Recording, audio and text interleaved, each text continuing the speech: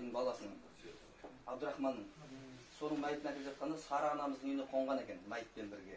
Сара анамыз жолда тұрады екен, 5 баласы бар екен. Сонда қаралы көш келе жатқанын білген олар бір жылқыны сойып қонағасы береді. Сонда бір шал түн ортасында тамақ асып отқан кезде келіп, не болды, қатындар басқарып кетті ғой барлығын деп бірдеңені айтып кіріп келеді. Не болып жатқанын білмейді сан жерде. Ол қаралы көш. Сол кезде Сара анамыздың енесі тайып, бұл қаралы көш болады, не болсаң сөйлей берме деген сияқты анам басады ғана жаңағы шалды. Сол кезде шәкәрім сол шалдың жаңағы сөйлеген сөзіне, бір үйге кіріп жатқандағы кірісіне, жүріс тұрысын бәрін көріп айтқан екен. Ұзақ өмір не берер, көрген білгені болмаса. Жатқан надан не білер, көңілге сәуле толмаса деп айтқан екен. Мына үйден шықпай жата берсең, географияның ең соңғы жерде тұр екенді ойлап қалады екен адам. Кішкене сыртқа шыққа дұрыс екен, жақсыларды көрген дұрыс екен, жайсаңдарды көріп, басқалар бар дегендей. Сонда адам ұзақ өмір не берер, көрген білген болмаса дегенге жатпайды. Ана ештеңе көрмеген адам болмайтын бір сөзді айтып отыра береді да, ол кемпірді шалдармен ұрысып еді, кемпір шалдармен көзге таласып, кемпір. Соқсап, мынау елді, әртүрлі елден, жерден келіп, бір жерге бас қосып, менің ұстаздарым айтатын, қонақ келсе жақсы болады, өйткені иманды қонақта дейді, келген жеріне дұға қылып кетеді дейді. Раббым осы елден қарилар шықса екен, ғалымдар шықса екен, елімізді жақсылықпен басқаратын басшылар шықса екен, ата-анасын қуантатын перзенттер көп шықса екен деп дұға қылып кетеді дейді. Ал қонақтың жолаушының дұғасы міндетті түрде қабыл ғой мысалы. Мына жерде не бір ауыз дуалы кісілер отыр мысалы. Сосын мынау сөзімді қысқартатын болсам, бабаларымыздан тағы да бір сөз бар екен. Сіздер енді бұның бәрін естіп біліп қойғансыздар ғой. Қазір адамдар садақа бермесе де интернет мегабайтты өлтіріп тұрып ақшасын аямайды ғой. Бәрін интернеттен ұстаздардың түр-түрін тыңдап отыр ғой деген ғой. Соны естіп қойған болсаңыздар да айта берейін деп отырмын. Жаңағы бабаларымызда мынандай сөз бар екен. Жақсылық ескірмейді, күнәлар ұмытылмайды, жазалаушы өлмейді деген сөз бар екен. Жақсылық ескірмейді.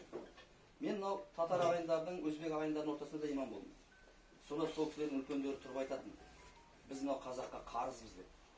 Мен кішкентай бала кезімде, қыстың күні жер аударылып келген кезімізде, 2 бөлмелі қоржын үйде тұратын осы елдің кісілері бір бөлмесін босатып берген бізге. Көктемге қарай жердің аяғынан үй салып берді бізге. Бір бұзаулы сиырын бөлек бізге беріп сауып ішіңдер деп дейді. Ол бізде айтып жатқан жоқ олар. Бізге ешкімге ештеңе бермейміз. Ағайынымыздың өзіне әйеліміз рұқсат берсе ғана береміз ғой. Мысалы, ол аталарымыз айтып жатыр. Сендердің аталарың дейді. Біз Құдайға шүкір бізгеше, біз Құдайға шүкір мақтанатын аталарымыз бар. Біздің білмеймін бізден кейін. Бізбен мақтанама, мақтанбай ма? Сонда көрдіңіз ба? Жақсылық ескірмейді. Анау кісілер бала кезінде біздің аталарымыздың жасаған жақсылығын әңгіме қылып отыр. Айтып жатыр. Мысалға да күнәлар ұмытылмайды дейді жігіттер. Ешкім білмей қалған жерде де күнә істейміз ғой пендешілікпен. Бірақ біліп қойыңыздар, ол ұмытылмайды. Жазалаушы өлмейді деп кімді айтып тұр? Алла Тағала айтты. Сол үшін де Алла Тағала бірақ өте рахымды, мейірімді. Кешірім сұраған кез келген адам кешіреді. Бөлмейді руға, ұлтқа, ақшаң бар, жоғына бөлмейді. Кез келген адам кешірім сұраса кешіреді Алла Тағала. Жазалаушы өлмейді. Біз бәрі Алланың алдына ертең барамыз.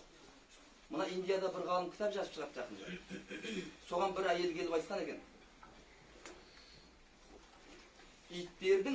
Иттердің қыздарымызға қырындауы қасында арыстандардың болмауынан ғой деп айтты. Бірден түсіндіңіздер ғой, кім ит, кім арыстан, е? Сонда ана ғалым қатты риза болған екен, сол әйелдің айтқан сөзінің астына өзінің сөзін қосыпты. Өзінің сөзі болғанда Құранның аятын қосқан ғой. Қорғаушылардың қорлаушыға айналғаны қандай өкінішті деп жазды. Алла Тағала Құранда «Ар-риджалу қауамуна алан ниса» деп келген аятта ер адамдар әйелдерді билеуші, қорғаушы деген мағына береді ғой. Ал енді әйелдерді таптайтындар ше, олар қорғаушы емес, олар қорлаушыға айналып кетті ғой. Сондықтан кешегі 8 мартта оңай жағдай болған жоқ жігіттер. Әрқайсымыз өз қыздарымызға, ағайын туысқа қарайық, мән берейік. Тағы да бір айта кететін, бүгін маған бір жігіт хабарласты. Жағдайы өте жақсы жігіт, бір жерде медресе соғып жатыр. Сол айтады, аға, мынандай бабаларымызда сөз бар екен дейді. Бір ауылда, мына ауыл жақтардан біреу мына ауылға келіп қыз айттырып келеді ғой. Қыз айттырып келген кезде, ана ауылдың қариялары жиналады екен ол кезде. Кім бұл? Ру кім? Анау кім? Сөйтіп ананың историясын өзі айтпай ақ біліп алады екен ана. Руын айтып, ауылын айтқаннан кейін. Сенің ауылында пәленше бар емес па? Түгенше бар емес па деген сияқты. Мысалға Сарыағаш десе болды, кім еске түсуі мүмкін? Абдуғаппар еске түседі, мысалға деп жатырмыз енді. Ана күрес десе, біздің еліміздегі мықты күресіп жатқандар еске түседі деген сияқты. Жаңағы ауылына қыз айттырып барған кезде бұрынғы уақытта ғой ол тағы да енді. Бүйтіп айтады екен. Ауылдарыңызда қанша жесір әйелдер бар деп айтады екен. Сосын алар жауап береді ғой. Жағдайлары қандай дейді. Бейшаралар әр үйде тұрып жүріп квартира ауысып десе, сіздердің елдеріңізге қыз бере алмайды екенбіз деп айтады. Сіздердің елдеріңізге біз қыз бере алмаймыз деп айтады екен. Ол да бұрынғы аталарымыздың сөзі ғой енді. Тарихта қалатын шығар. Алла Тағалам намысты жігіттер өсіп жатыр, Құда қаласа, біздің ел жаман болмайды. Осындай өздеріңізде жігіттер бар, біздің ел жаман болмаймыз, Құда қаласа. Әдейі айтып жатырмын осы нәрселерді. Демек, әр ауылдан шыққан азаматтар, біздің ауылда мешіт бітіп, мешіт ашылып жатқан кезде бір имам бүйтіп айтты. Бұл мешітті кім салды деп. Бүкіл халық бастаған, бірақ ең соңында жартысына келген кезде бір-екі жігіт келді да, біз де өз үлесіміз қосайық деді. Ақырында өздері қолға алып, өздері бітіріп кетіп қалды да. Сөйтіп бір-екі жігіт бітірді деп едік. Ана имам айтты, осы ауылдағы жігіттердің бәрінің мойнынан ақысын түсіріпті ғой деді. Сонда әр ауылда жетім жесір, мешіт, медресе, көпір сол ауылдың жігіттерінің мойнында екен ғой. Біз бейшара молдалар мойнында деп жүрміз ғой.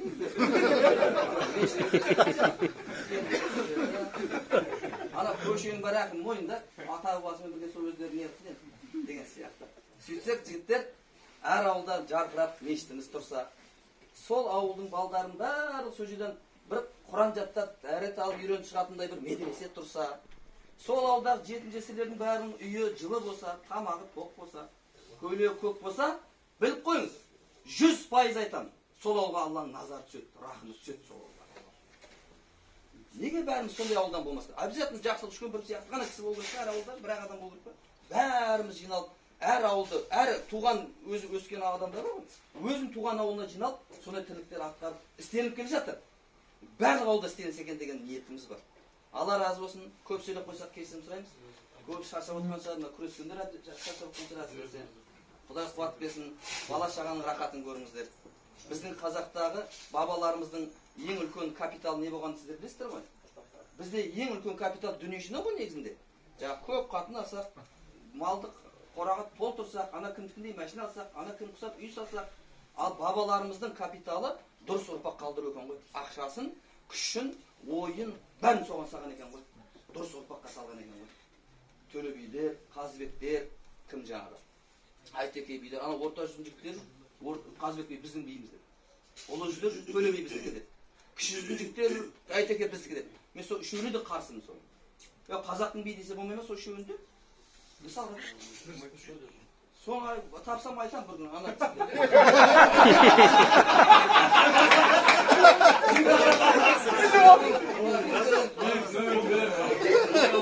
Сол кезде енді сұрақ, ал сұрақ. Қазыбек бидің анасының аты кім?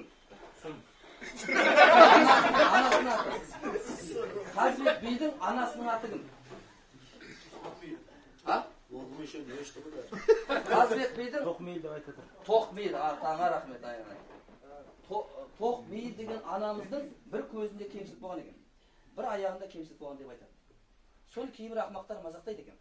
Кімде-кім біреуді қортық, бүкір, ақсақ, соқыр деп мазақтайтын болса, біліп қойсын, енді ол Алла Тағаламен есептеседі.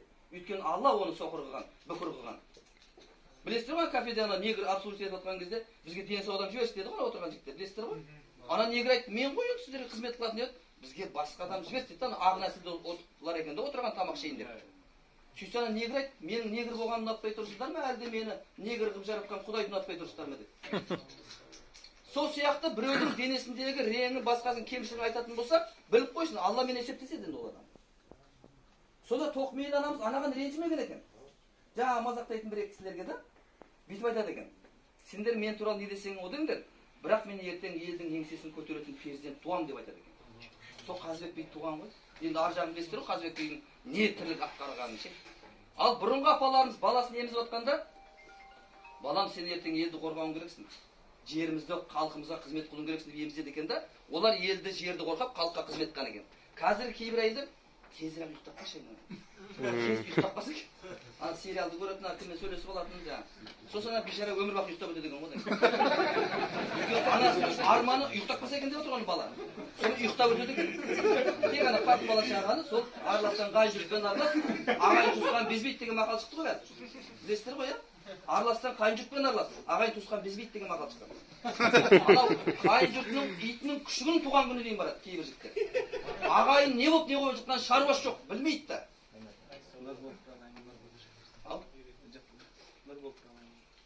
Алла разы болсын. Хат сөйлеп кеткен жоқпыз ба? Жоқ, өте әдемі. Күресетін жағдай денсаулық жоқ, хат сөйлеп жатыр. Денсаулық жоқ. Алла разы болсын. Бұл әңгімені не үшін айтып жатырмыз? Үйде келіндерге айтайық. Енді жеңгелер тумайды да, бір келіндерге айтайық.